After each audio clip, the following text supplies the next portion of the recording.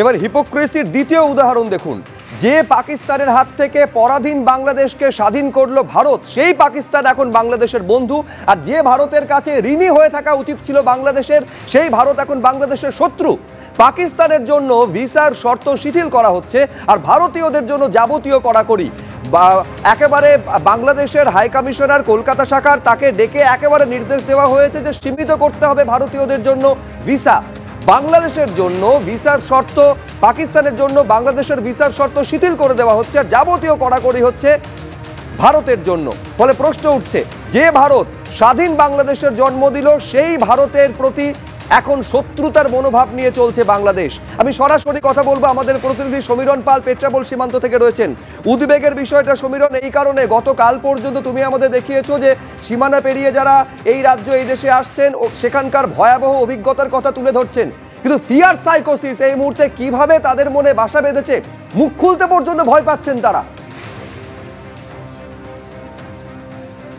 একেবারে শুভজিৎ, তারা মুখ খুলতে ভয় পাচ্ছেন, কেননা তারা কোনোভাবেই কথা বলছেন না। এবং এই মুহূর্তে যারা বাংলাদেশ থেকে আসছেন তাদের সাথে আমরা কথা বলার চেষ্টা করবো। শুভজিৎ, ক্যামেরাম্যান প্রবীর দিকে দেখাতে বলবো যে যিনি এসছেন বাংলাদেশ থেকে, একটু কথা বলার চেষ্টা করবো। কি পরিস্থিতি, মানে এই যে এখন মানে প্রত্যেকেই মানে ভয়ে আতঙ্কে রয়েছে এবং কেউই মুখ খুলতে চাইছেন, এবং যারা আসছেন বেনাপোল সীমান্ত পেরিয়ে পেট্রাপোল সীমান্তে, তাদের প্রত্যেকেরই বক্তব্য বাংলাদেশে আমরা সুষ্ঠুভাবে আছি, তারা আমাদের কোনো অসুবিধা নেই, কিন্তু যা হচ্ছে অন্য জায়গায় হচ্ছে। অর্থাৎ যারা আসছেন, যারা যেখানকার বাসিন্দারা, তারা অন্যত্র গণ্ডগোল হচ্ছে এটাই জানাচ্ছেন। অর্থাৎ প্রত্যেকে এড়িয়ে যাচ্ছেন, ক্যামেরার সামনে কিছু বলতে চাইছেন, এমনকি এটাও বলতে চাইছেন যে যা দেখছেন তারা সমাজ মাধ্যমে দেখছেন, অন্য কোথাও দেখছেন না। কিছুক্ষণ আগে নড়াইল থেকে আসা একটি পরিবারের সাথে আমাদের কথা হচ্ছিল। কলেজ ছাত্রী কন্যাকে নিয়ে তিনি এদেশের চাঁদপাড়ায়, অর্থাৎ ভারতের উত্তর 24 পরগনার চাঁদপাড়ায় যাচ্ছেন, কিন্তু নড়াইলে সেখানে সংখ্যালঘু হিন্দুদের অবস্থা খুবই খারাপ।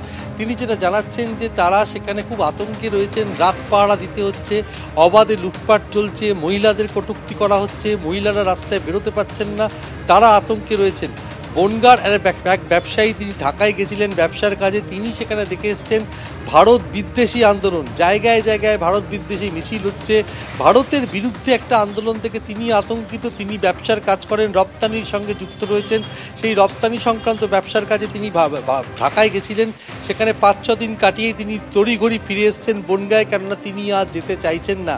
একই অভিজ্ঞতা অন্যান্য ভারতীয় ব্যবসায়ীদের, তিনি এমনটা জানাচ্ছেন যে সেখানে যারা ভারতীয়রা, গত কয়েকদিন ধরেই আমরা দেখতে পাচ্ছি যে ভারতীয়রা যেখানে ব্যবসার কাজে বা অন্যান্য কারণে যাচ্ছেন বাংলাদেশে, তারা তাদের বিদ্বেষের শিকার হচ্ছেন। একেবারে আমি বলছি সমীরণ, তুমি যে ছবিটা তুলে ধরলে, ছবি কথা বলে। যখন কথা বলতে যাচ্ছে আমাদের প্রতিনিধি সমীরণ পাল, এই লাইভ টেলিকাস্টে আপনারা দেখলেন সেই বাংলাদেশের বাসিন্দা পেট্রাপোল সীমান্ত পেরিয়ে যিনি এসেছেন, মুখে কুলু পাচ্ছেন, অর্থাৎ কোনো কথা বলা যাবে না। একেবারে বার্তা স্পষ্ট, কারণ তাকে তো বাংলাদেশে ফিরতে হবে, তাকে তো ধনে প্রাণে বাঁচতে হবে, বাঁচাটা সব থেকে বড়। এই হচ্ছে বাংলাদেশের পরিস্থিতি।